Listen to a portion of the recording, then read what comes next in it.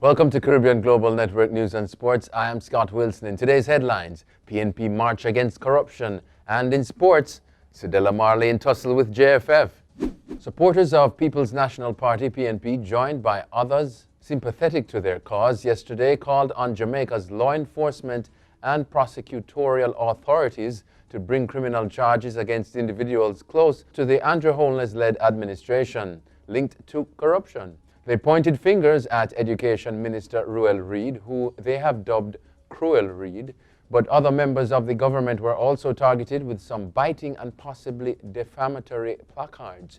The crowd's call for criminal charges to be laid against those linked to corruption was echoed by PNP President and Opposition Leader Dr. Peter Phillips, who questioned the reasons for what he described as delays in the justice process. JTA condemns killing of Bishop Gibson High School teacher. The Jamaica Teachers Association, JTA, has condemned the killing of Bishop Gibson High School teacher 43-year-old Carolyn Campbell. The JTA, in a statement, said the level of violence being experienced in the society is of grave concern to the association. Quote, "This callous behavior cannot continue. We must do all we can as citizens and government to abate this deteriorating situation, and we will also hope that the perpetrators will be caught and justice will be swift," end quote, the JTA statement read. Police said they received a call at approximately 1 a.m. on Wednesday, and on arrival were told by the victim's husband that he awoke from sleep when his bedroom door was kicked in. He rolled from the bed as a gunman fired several shots. He subsequently discovered that his wife had been shot. The husband escaped injury. Police said they found 5 spent shell casings at the scene of the murder. Investigations continue. And in sports, Cedella Marley in tussle with JFF. Cedella Marley, patron for the Reggae Girls, has taken issue with the Jamaican Football Federation over the handling of raised funds. She condemned the body for refusing to allow sponsorship monies for a pre-Pan Am Games training camp for the girls to be paid directly to vendors.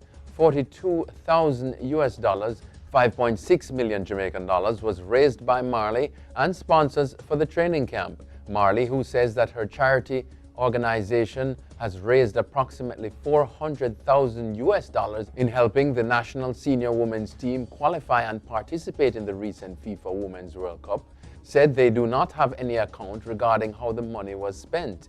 She's insisting that an audit be done to show how the money was spent before the commitment of any more funds to be paid directly to the JFF to assist the female program.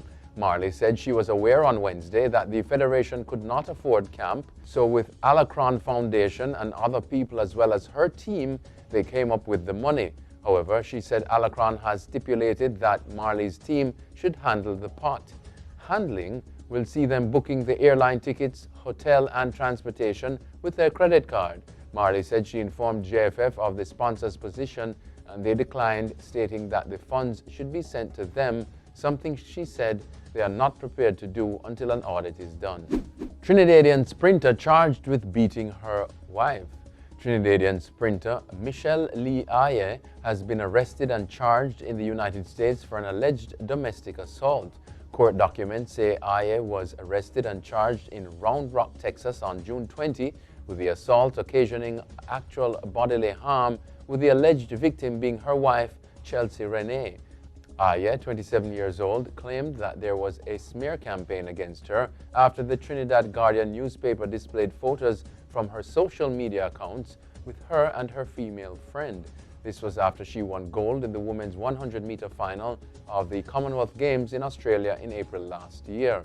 Her response to the publication said, quote, "Do something good for the country and they still find a way to be negative. Shake my head, Trinidadians," end quote. Well, that's it for your CGN News and Sports. I'm Scott Wilson. Pleasant viewing.